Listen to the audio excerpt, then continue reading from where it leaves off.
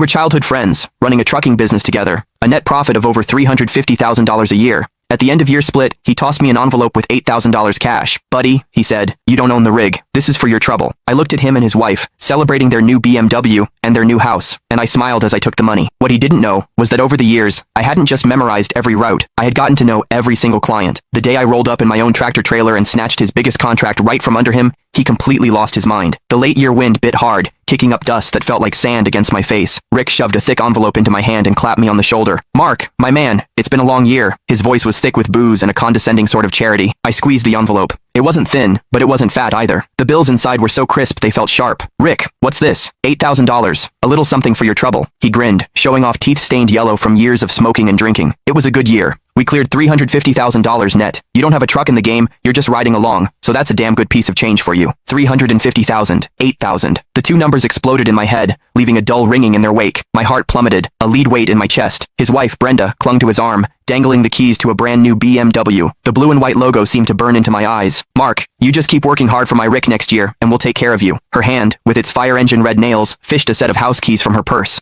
She tapped them against the floor plan of their new home. This one's 1,800 square feet. We close next week. You'll have to come to the housewarming. I watched the raw, unfiltered happiness and pride spilling off them. I felt like a ghost at their feast, a complete and utter joke. I forced the corners of my mouth into a smile that felt like cracking plaster. Thanks, Rick. Thanks, Brenda. I stuffed the $8,000 into my pocket. My hands were steady, but my fingernails were digging so deep into my palms, I thought I might draw blood. The dinner was at the nicest steakhouse in town. The private room was stuffy with heat, and the food on the table was arranged like art. I had zero appetite. My mind drifted back to the endless days and nights on the road. The summers, when the cab was a steam box with no AC, and I had to chug lukewarm water and pinch my own thigh just to stay awake. The winters, when we were snowed in on some godforsaken mountain pass, gnawing on frozen sandwiches for 2 straight days. I once drove for 3 days straight to make a rush delivery, my eyes so bloodshot the whole world seemed to shimmer and shake. And where was Rick during all of that? He was at home, tucked into his warm bed, AC blasting, making the occasional phone call to manage me remotely. Mark, keep an eye on that load. Can't have any issues.